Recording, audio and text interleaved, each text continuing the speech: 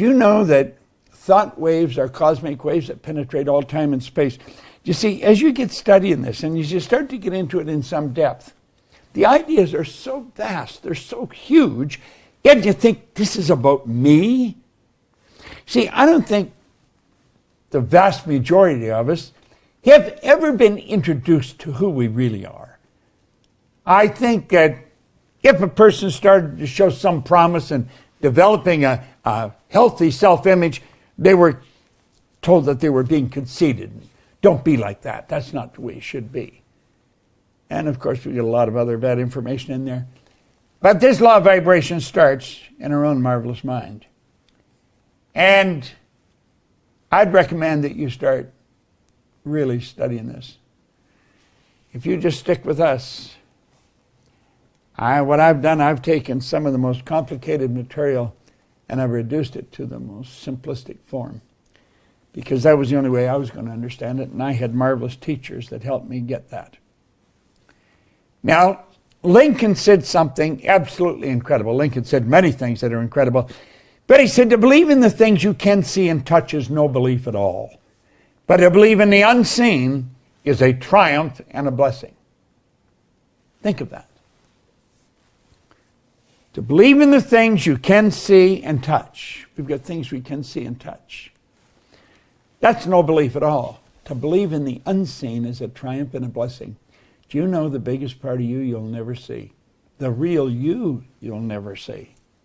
Now we've got to start to understand this. We've got to start to get it in the right slot in our mind. We've got to realize that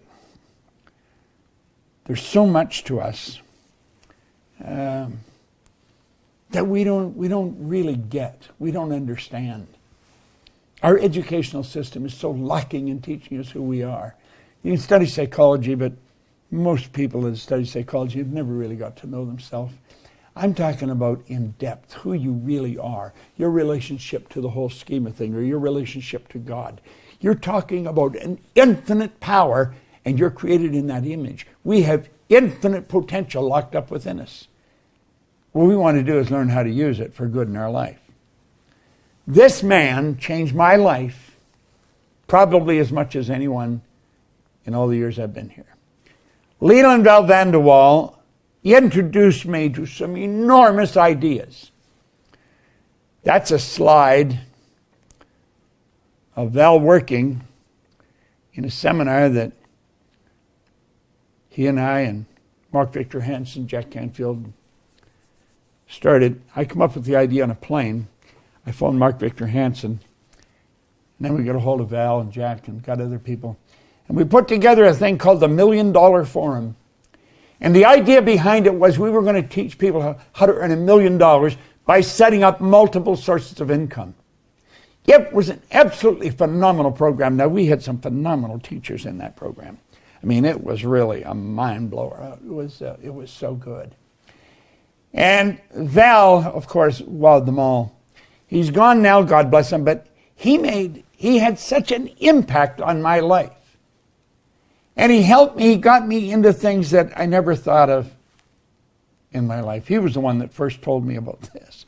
He says, those who tell stories rule society. He said, learn lots of stories, Bob. Because he said, you are a story. You are a story. Now think about that. You are a story. You're a mass of energy and you function on frequencies. You are.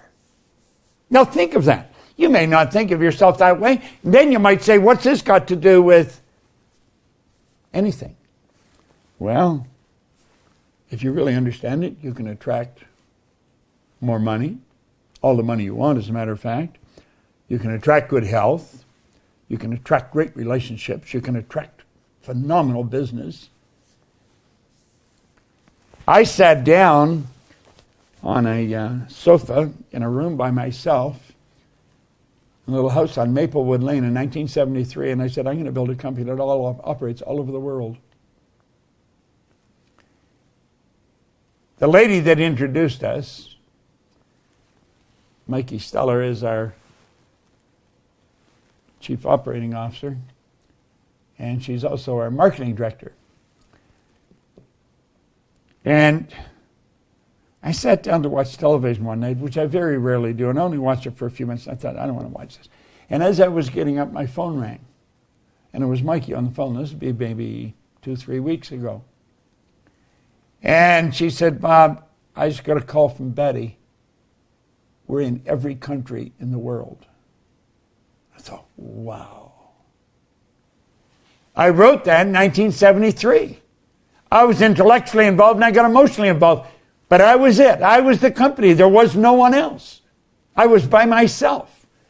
That's what I wanted to do. If you don't know what you want to do, you're going to drift. You're just going to float around like a leaf on a windy day. You're not going to go anywhere.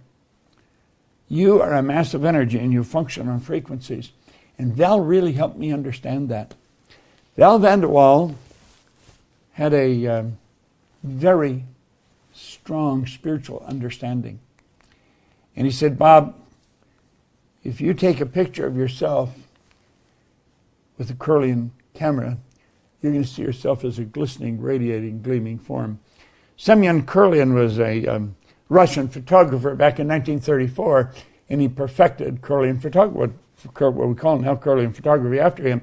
When you photograph mass, you can photograph the energy coming from it. You can photograph a plant, and you'll see there's a vibration coming from the plant. Everything vibrates. A garden rock is vibrating. Everything moves. Nothing rests. Now, why am I telling you this? I'm telling you because I think it's a mighty important thing for you to really understand. You see, energy functions on frequencies, and that's what you're made of. Your body is a mass of living energy. A frequency is a level of vibration. That's exactly what a frequency is. There is an infinite number of frequencies. Remember I said you can think, activate brain cells, and you send off a charge of energy. Now stay with me here. This is so important, yet it's so misunderstood. There's an infinite number of frequencies. Every one of those little purple lines represent a level of vibration. Now, do you know, Albert Einstein, God bless him, he sure had his act put together, didn't he? He said, everything is energy, and that's all there is to it. Match the frequency of the reality you want, and you cannot help but get that reality. It can be no other way. This is not philosophy. This is physics. Now, this is what we teach here at the Proctor Gallagher Institute. We teach you the primary cause of the good that you desire. You take care of the cause, the effect always takes care of itself. In fact, Emerson said the law of cause and effect was the most important law in the universe. I don't know if I agree with that, but he's certainly pretty close to it if he isn't right. Everything is energy. Now think. That's all there is to it. Everything is energy. Everything. Match the frequency of the reality you want. Yet you cannot help but get that reality. It can be no other way. This is not philosophy. This is physics.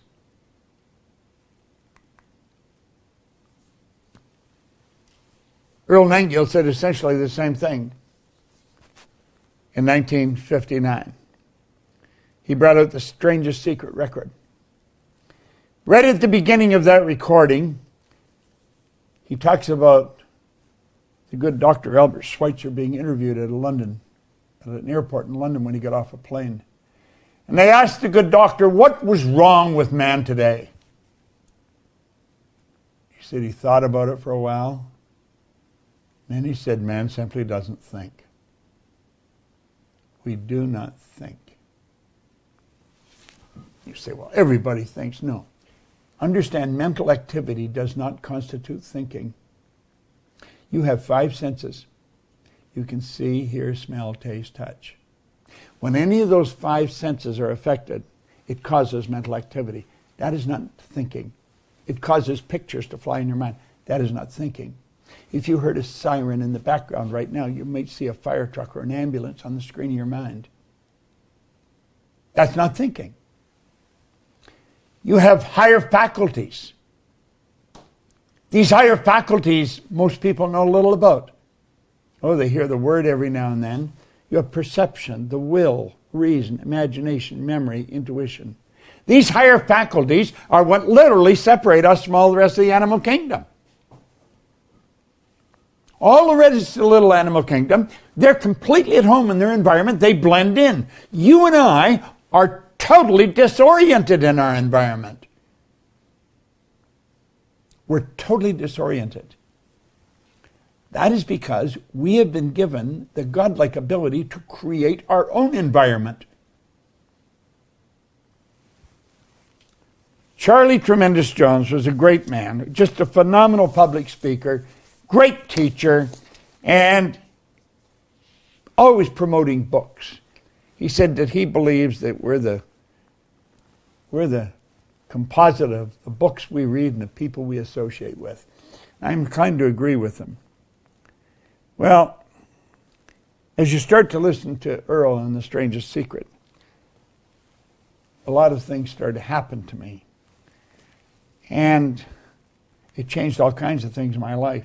Now, there's the two men that both ended up being mentors of mine because I worked with them. I worked very closely with them, but it was as a result of me listening to this recording. I was listening to this recording and I thought, it would be phenomenal to work with them. Well, it was in 1966. I went to visit them. And I decided I want to work with them. And you see, it was what they would teach me, what Val would teach me, that helped me understand how I had done what I did.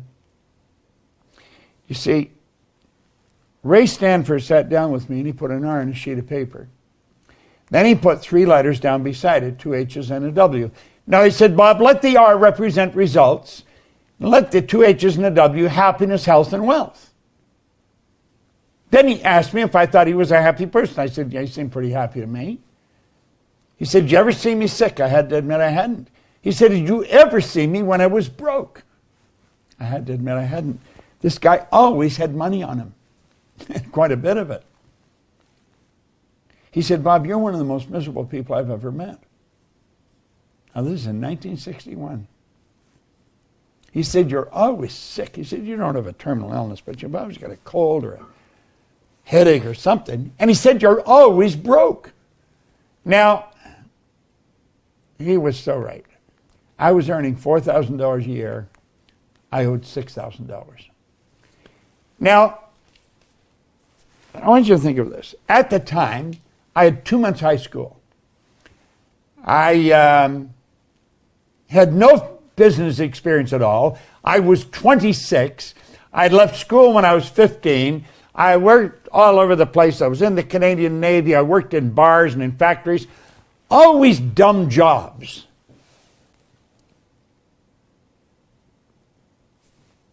No wonder I was unhappy, sick, and broke.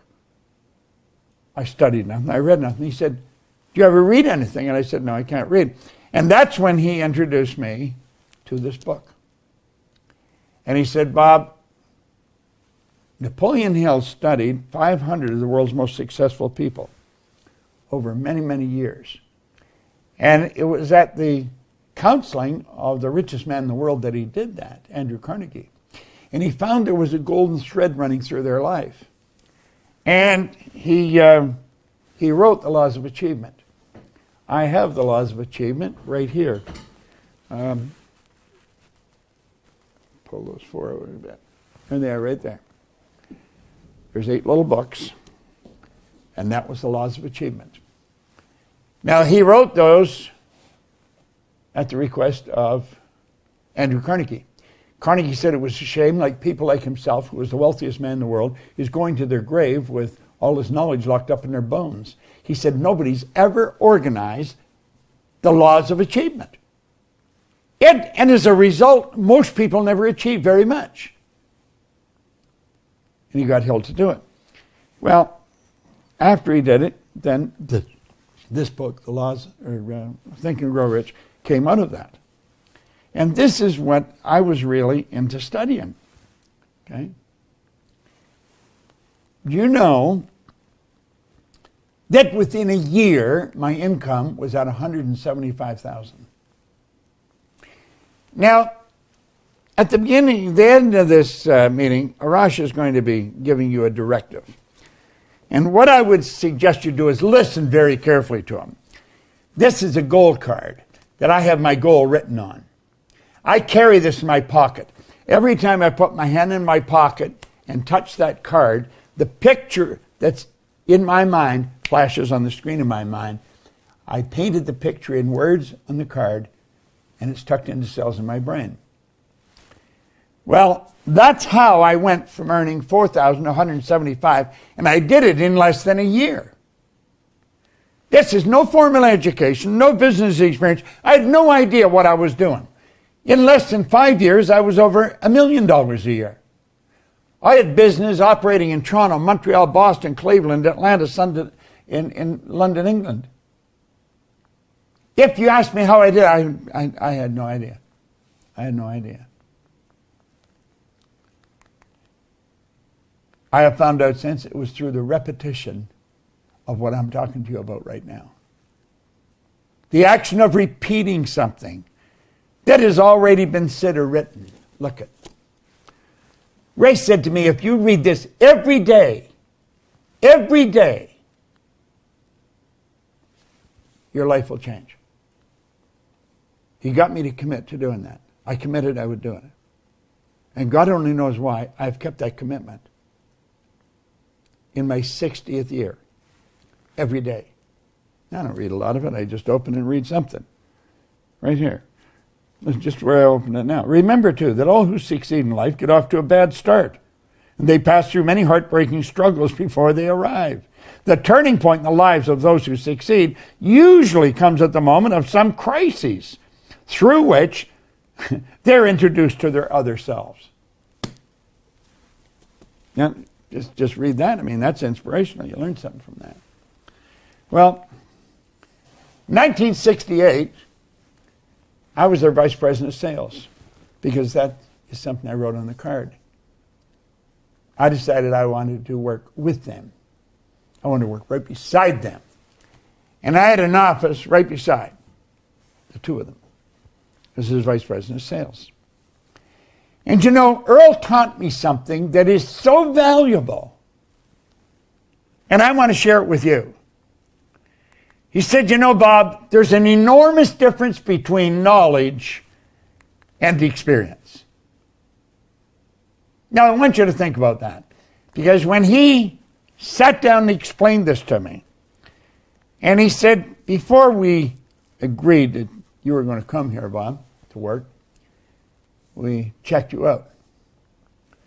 And that's when he told me, he said, you've got something very strong going for you that we need in our company. And that's when he told me, he said, there's an enormous difference between knowledge and experience. He said, you see, Bob, if we read the book, if we understand it, we can talk about what's in it. We have some knowledge. But he said experience is totally different. Experience is when you've done it. So you just don't think this is right information. You know it's the right information. What I teach here in our programs, I don't wonder if it works. I know it works. I'm going to be 87 in July, and I feel like I'm just getting warmed up. I have no intentions of slowing down.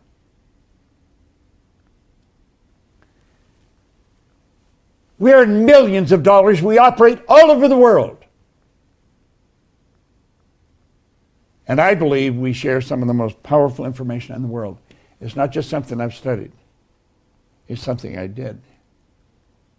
And it was only after I did a lot of this that I got help. Because one day in London, I was thinking, how in the heck did I do this? I was actually being irresponsible. I was earning over $1 million. I'd go into the Playboy Club and play roulette on Hyde Park, right next to the London Hilton. And I didn't care if I lost the money because I knew where the money was. And one day I thought, this is being very irresponsible. And I think, how the heck did this happen to me? Because you see, I had been struggling all my life up until I met Ray, and he gave me the book to study. I had really been struggling my whole life. Never had a half-decent job, had nothing really going for me. And here I am, owning a company that operates in 7 cities, 3 countries. And I thought, how did it happen? And I couldn't figure it out. You see, I knew I wasn't lucky. I just had an innate awareness that I was not lucky. I had been raised to believe if you're going to earn a lot of money, you've got to be really smart. I knew I wasn't really smart. I knew that. I knew a lot of people thought I was, but I knew I wasn't really smart. And I'd been raised to believe if you don't go to school, you can't get a good job. I hadn't gone to school, and I didn't have a good job. I owned the whole company. And so I made up my mind that I was going to find out how my life changed. I wanted to know how it changed. And since that's what I wanted to know, that's what I started to find out. And that's where I learned the power of repetition. I was sitting with a lady, Catherine Weishaupt. She's from Germany. She is in Germany. And I was sort of like a review meeting with her. She was a consultant of her company. And I was sitting with Gina, my assistant, and Catherine said, I believe success is 5% strategy and is 95% mindset. I had never heard that before. And I looked at her. I just intuitively knew she was right. I knew she was right.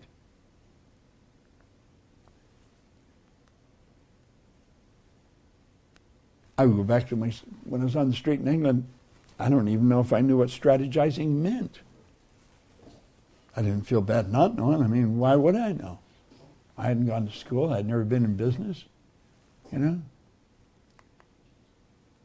Success is 5% strategy, 95% mindset. You see, it's all about the mind. It's about your marvelous mind. Now, before tomorrow, I'm going to show you different concepts. I'm going to explain them so that if you had a 15-year-old, the 15-year-old would understand it, believe me. I pride myself in explaining things in a very simple manner. I don't want to complicate it. The people that taught it to me did that. They kept it very simple. It's about your marvelous mind.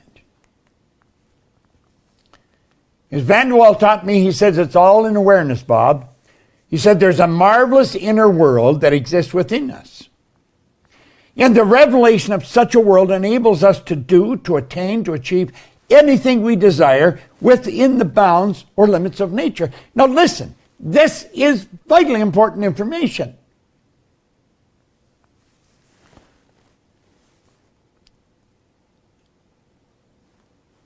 I have never really studied finance. I'm not a financial guy.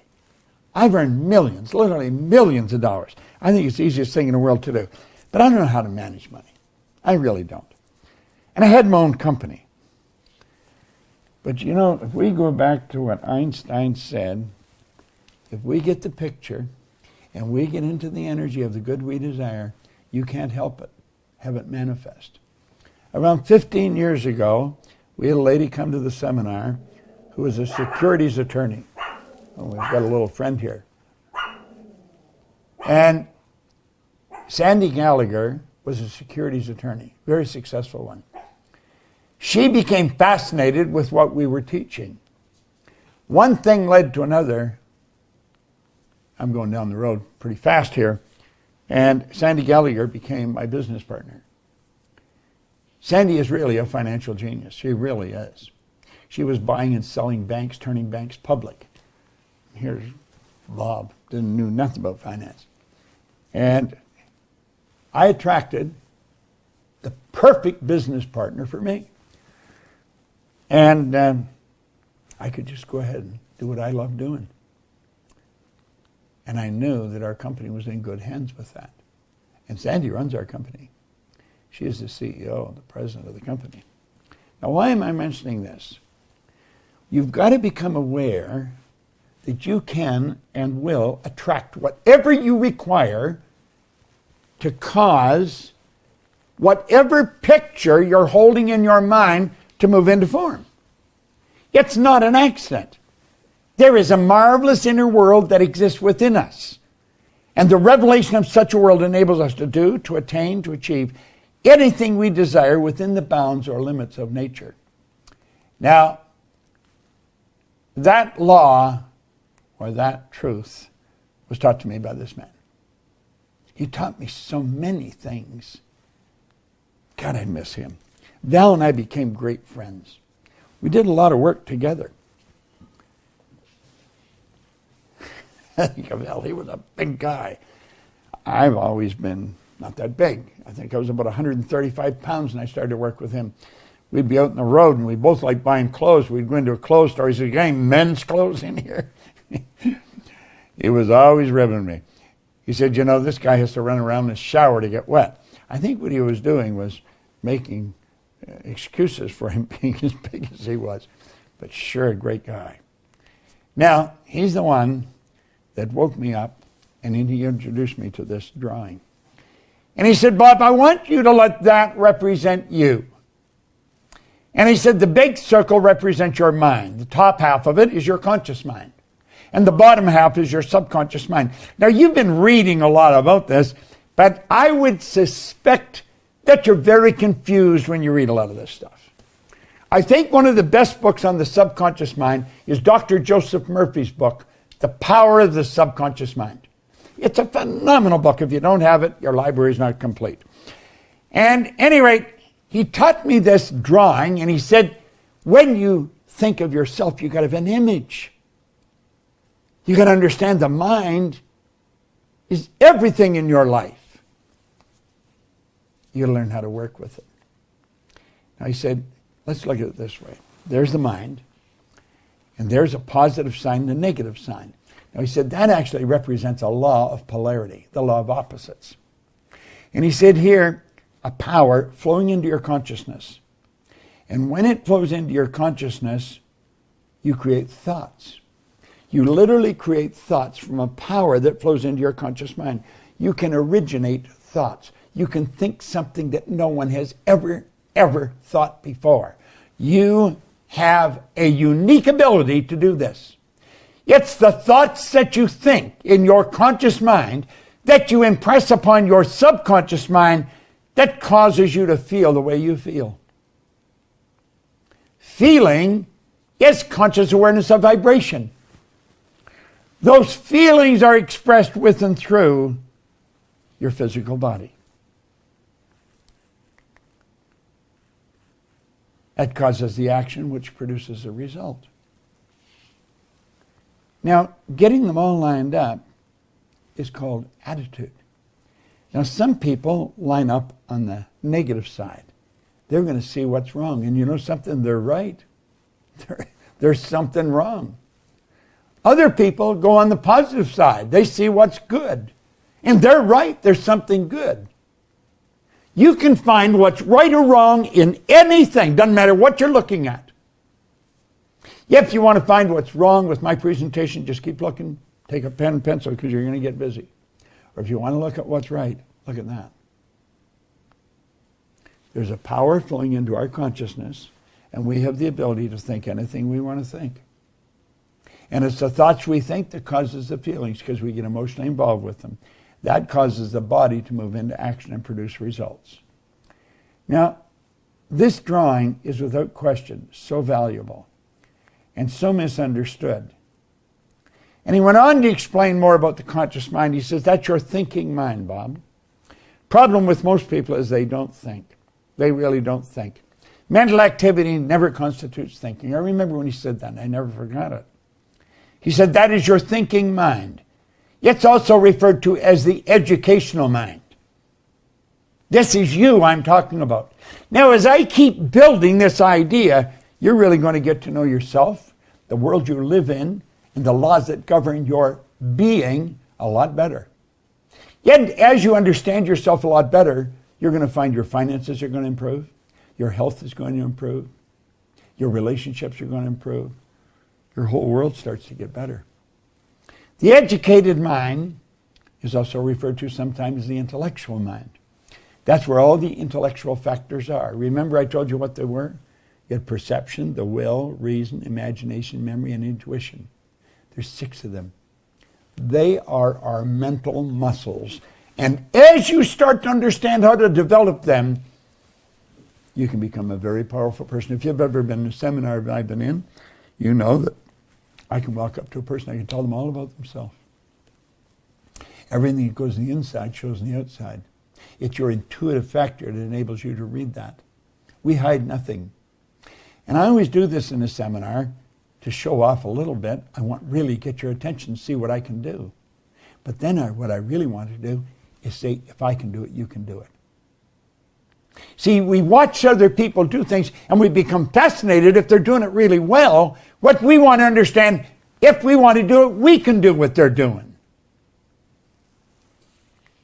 The subconscious mind is your emotional mind.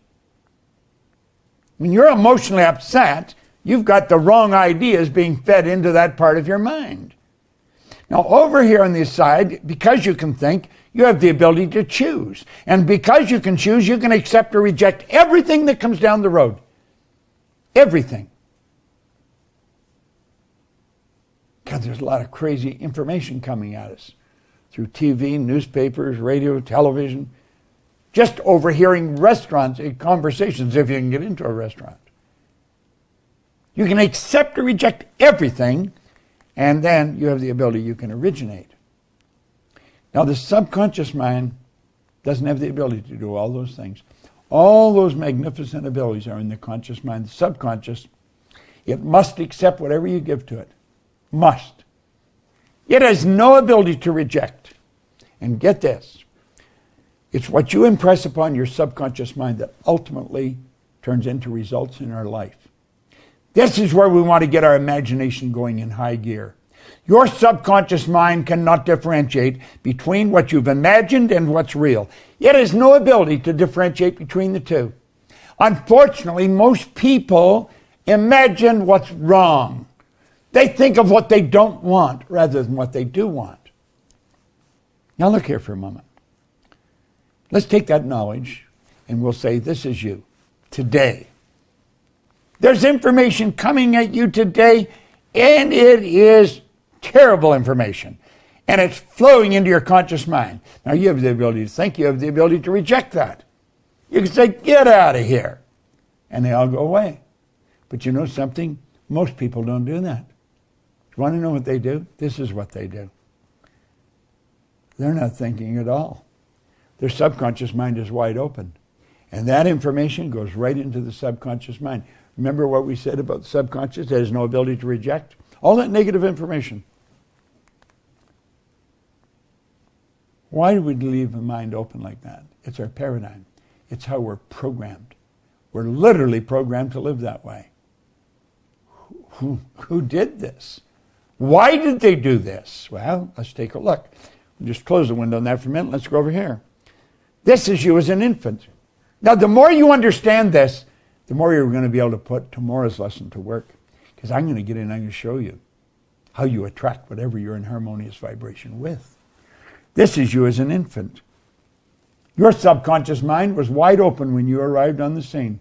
I don't care what language was spoken around you, that's the language you learned. If there was more than one language spoken around you, you would learn more than one language. You see everything that was going on around you. All the love, the hate, the prejudice, it was all programmed right into your subconscious mind. It's like in the song, a person has to be taught to love and hate. They must be taught before they're